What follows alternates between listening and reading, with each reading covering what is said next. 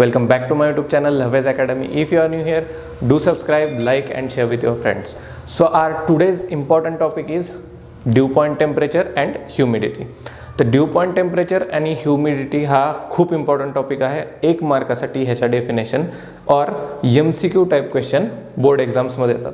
तर इथे एक फोटो शो होईल, त्यामध्ये प्रिव्हियस इयर बोर्ड क्वेश्चन पेपरमध्ये एक आपल्याला MCQ आलेला आहे. तर काय, the vapour content in air is measured using the physical quantity is dash dash dash आणि MCQ.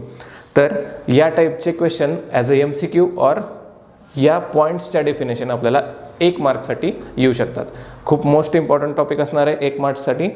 तर स्टार्ट करूया topic, that is dew point. तर what is dew point temperature, तिथे जाण्याच्या आधी पहिलं ह्युमिडिटी बघून घेऊयात. तर 71% ऑफ अर्थ सरफेस, काय म्हणतोय, 71% of earth surface is covered with water. जर 71% of earth surface is covered with water आहे, मग काय होणार आहे, तर ऑब्वियसली वॉटरचं इव्हॅपोरेशन पण होणार आहे. टेम्परेचर, सूर्याच्या किरणांमुळे वॉटरचं इव्हॅपोरेशन होणार आहे. तर इव्हॅपोरेशन, वॉटरचं जेव्हा इव्हॅपोरेशन, तर काय होतं, वेपर्स तयार होतात. तर वेपर्स कुठे दाखवलं होणार, मग ॲटमॉस्फिअरमध्ये. म्हणजेच water vapour are always present in a atmosphere. आणि त्याच वॉटर वेपरचा यूज करून आपण वेदर कंडिशन देऊ शकतो. म्हणजे वेदरचा अंदाजा, वेदर फोरकास्टिंग आपण म्हणतो, हवामान अंदाजा. आपल्याला आपण न्यूजपेपर किंवा न्यूज TV रिपोर्टमध्ये बघतो की कमी दाबाचा पट्टा तयार झाला, जास्त दाबाचा पट्टा तयार झाला, इथे जास्त पाऊस पडणार आहे. हे कशामुळे आपण ठरवू शकतो, तर वॉटर वेपरमुळे. तर humidity is nothing but the moisture present in the air. काय म्हणलं, moisture present in the air, and this moisture is due to the water vapour.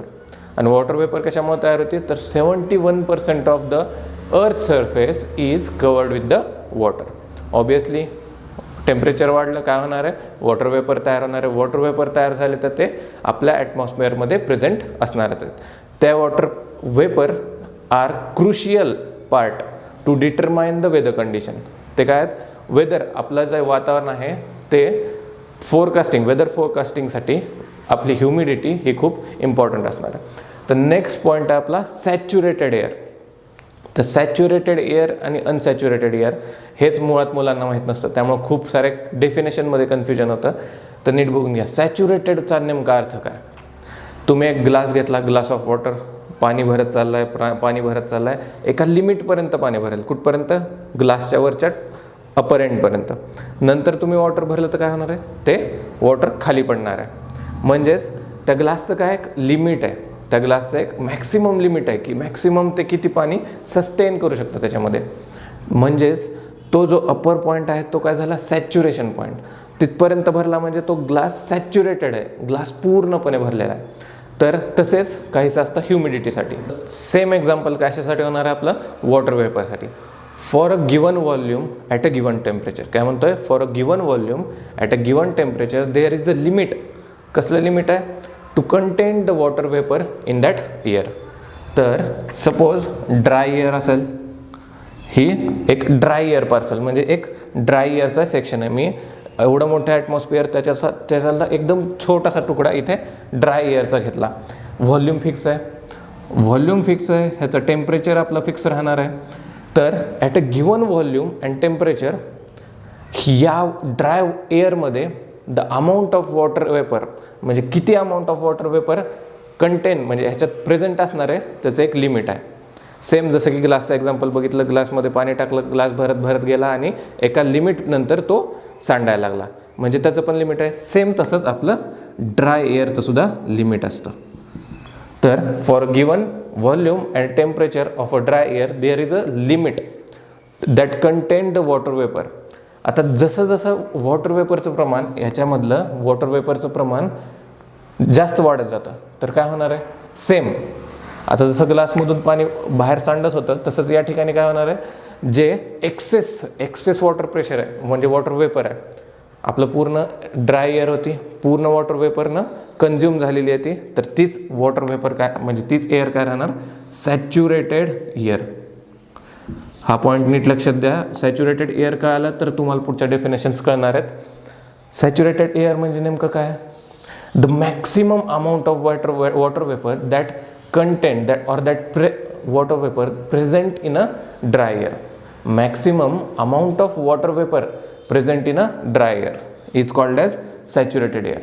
आता तुमचा प्रश्न असेल की मॅक्सिमम लिमिटपेक्षा अजून आम्ही त्याच्यात वॉटर वेपर भरली, तर ऑब्विसली काय होणार आहे, सॅच्युरेशन पॉईंट नंतर जे एक्सेस वॉटर प्रेशर आहे, म्हणजे वॉटर वेपर आहेत, एक्सेस वॉटर वेपर म्हणजेच जास्तीचे, सॅच्युरेशन पॉईंट तर आलेला आहे आपला ड्राय एअरचा, पण जे एक्सेस वॉटर वेपर आहे ते काय होतात, कंडेन्स होतात आणि ड्रॉपलेटमध्ये फॉर्मॅट होतं त्याचं.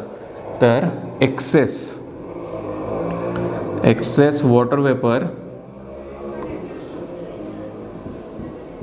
Converted into droplets. आणि अजून एक पॉईंट आहे की ते amount of water vapour need to saturate the air is depend on the temperature. म्हणजेच वॉटर वेपर कशासाठी लागणारं वॉटर वेपर, एखाद्या एअर पार्सलला सॅच्युरेट करण्यासाठी लागणारं वॉटर वेपरचं प्रमाण आहे ते कशावर डिपेंड असतं, टेम्परेचरवर. हेही बघून घेऊयात आपण. Water vapour to saturate the air or dry air is directly proportional to the काय सांगितलं, directly proportional to the temperature. म्हणजेच हे सगळं टेम्परेचरवर डिपेंड असतं. तर जे वॉटर वेपरचं सॅच्युरेट करण्यासाठी जे लागणारं प्रमाण आहे ते टेम्परेचरवर डिपेंड आहे. एक्झाम्पल बुकमध्ये दिलेलं आहे. For a given volume of a air, dry air, बघ जेव्हा मी फक्त एअर म्हणतोय तर ड्राय एअर, सॅच्युरेटेड एअर वेगळा शब्द. तर at a given volume 40 degree सेल्सिअसला, किती, 40 डिग्री सेल्सिअसला सॅच्युरेट करण्यासाठी लागणारं वॉटर वेपरचं प्रमाण किती आहे, हे बघा. 40 डिग्री सेल्सिअसला 49 ग्रॅम्स ऑफ वॉटर वेपर. काय, वॉटर वेपरचे किती ग्रॅम लागतात आपल्याला, 49 grams per kg of that dry air. Per लिहून काढतो इथं तुम्हाला कळेल, per kg of dry air. आणि त्याच ठिकाणी जर टेम्परेचर कमी झालं तर बघून घ्या, 20 डिग्री सेल्सिअसला, 20 डिग्री सेल्सिअसला, आता 20 डिग्री सेल्सिअसला वॉटर वेपर जिथे 40 डिग्री सेल्सिअसला किती लागलं होतं, 49 ग्रॅम. सेम 20 डिग्री सेल्सिअसला लागणार नाही आहे का, तर मी काय सांगितलं होतं, वॉटर वेपर एअरला सॅच्युरेट करण्यासाठी लागणारं वॉटर वेपर ते कशावर डिपेंड आहे, टेम्परेचरवर. 20 डिग्री सेल्सिअसला लागणारं किती आहे, 14.7 gram, same gram of water vapour per kg of dry air. तर लिहून घ्या, खूप सिम्पल पॉईंट्स आहेत. तर आत्तापर्यंत काय काय बघितलं आपण, ह्युमिडिटी काय असतं, humidity is nothing but a moisture content in a atmosphere. Humidity's काय असतं आपलं, moisture in our atmosphere. Next point is saturated air. Saturated air म्हणजे काय होतं, एअर विच कंटेंट, लक्ष द्या, खूप इम्पॉर्टंट डेफिनेशन आहेत, कोणत्या आजच्या टॉपिकच्या सांगून ठेवतो तुम्हाला. Saturated air plus due point temperature, absolute humidity and relative humidity. हे 4 डेफिनेशन खूप इम्पॉर्टंट आहेत 1 मार्कसाठी ह्या टॉपिकमधून. तर सॅच्युरेटेड एअर काय होतं, the air which contain the maximum amount of water vapour in it is called as saturated air. आणि तुम्हाला सांगितलं आहे सॅच्युरेटेड एअरच्या अजून एक्सेस अमाऊंटमध्ये जर आपण वॉटर वेपर त्याच्यात भरायचा प्रयत्न केला त्या एअर पार्सलमध्ये, तर काय होणार आहे, त्याचं कन्व्हर्जन ड्रॉपलेटमध्ये होणार आहे, म्हणजेच कंडेन्सेशन होणार आहे. नेक्स्ट पॉईंट काय बघितला आपला, the amount of water vapour needed to saturate the air is directly proportional to the temperature, आणि त्याचे एक्झाम्पल बघितले. तर नेक्स्ट पॉईंट बघूयात, dew point temperature. Now the most important definition from this lecture, that is dew point temperature. तर dew point temperature म्हणजे नेमकं काय, if we decrease the temperature of unsaturated air and that temperature reaches where air becomes get saturated.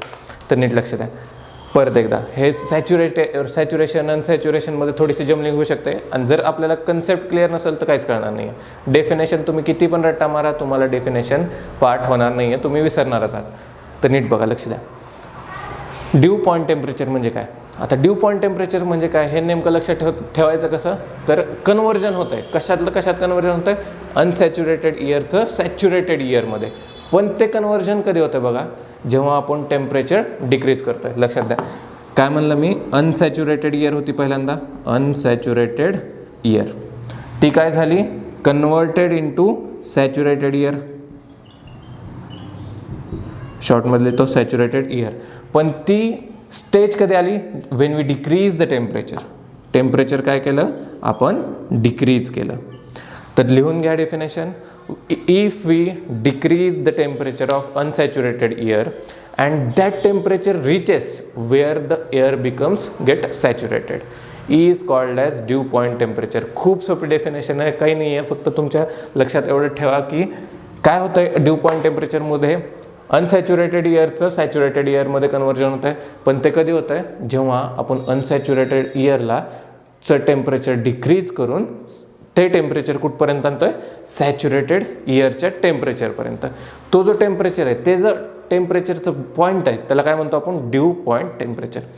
तर definition परत एकदा revision करून घ्या.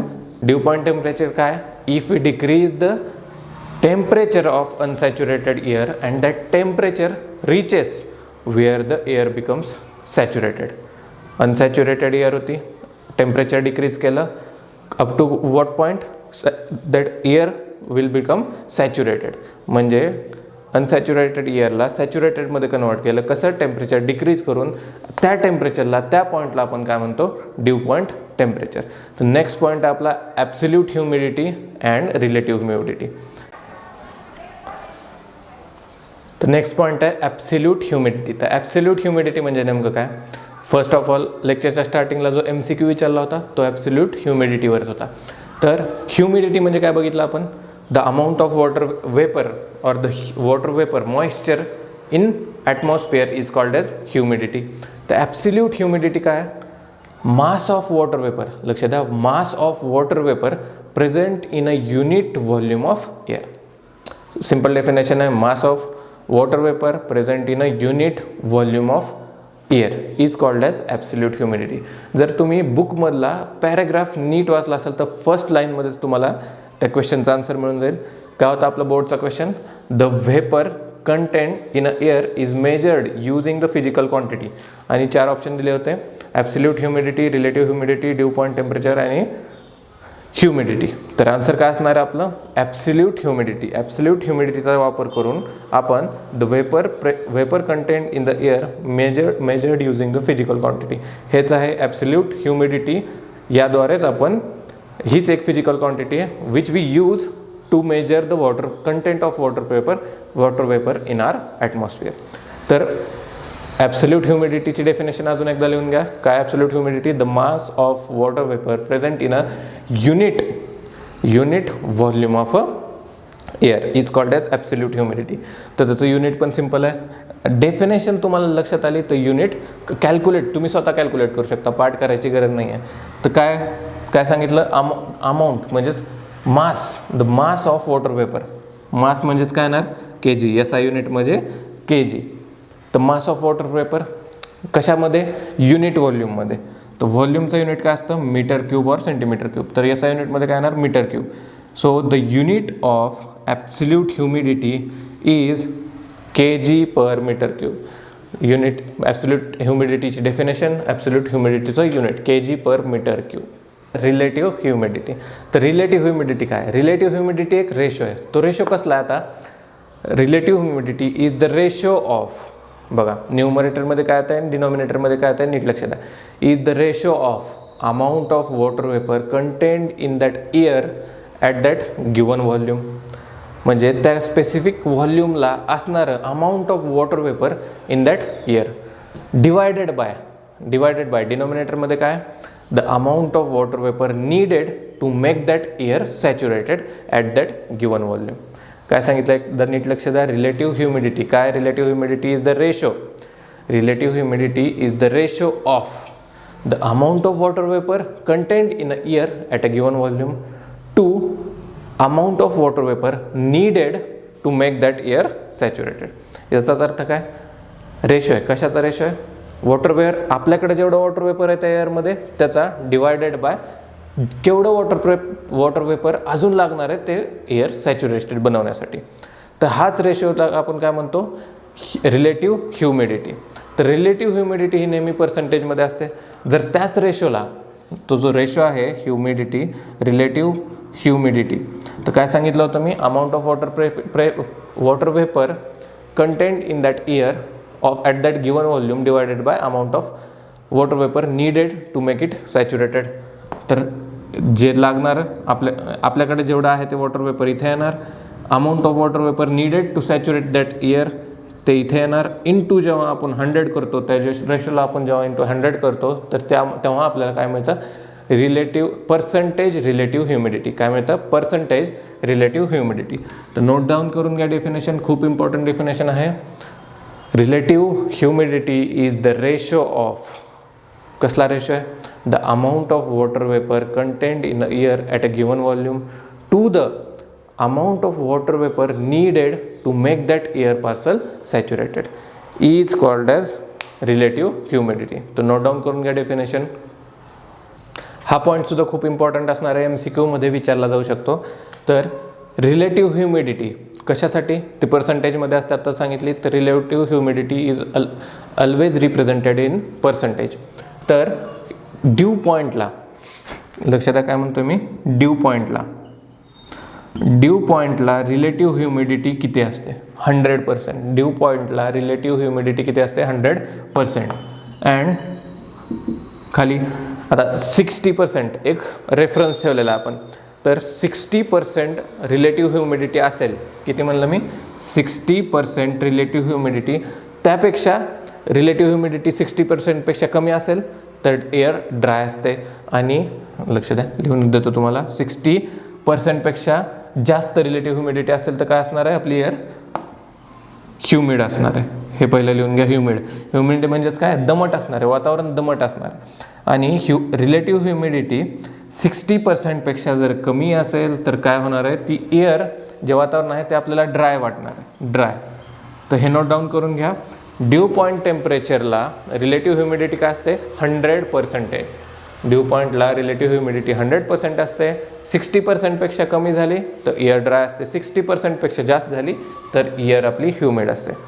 तर ह्याच्यावर अजून एक ॲप्लिकेशन सांगू शकतो मी, की एरोप्लेन आपण हिवाळ्याच्या वातावरणामध्ये, विंटर सीझनमध्ये जेव्हा एरोप्लेन तुम्ही आकाशात बघत असाल, तर एरोप्लेन जेव्हा उडत जातं तर आपल्याला काय वाटायचं लहानपणी, अरे ते धूर सोडत चाललं आहे, अशी पांढरी रेष उमटते त्याच्या मागं.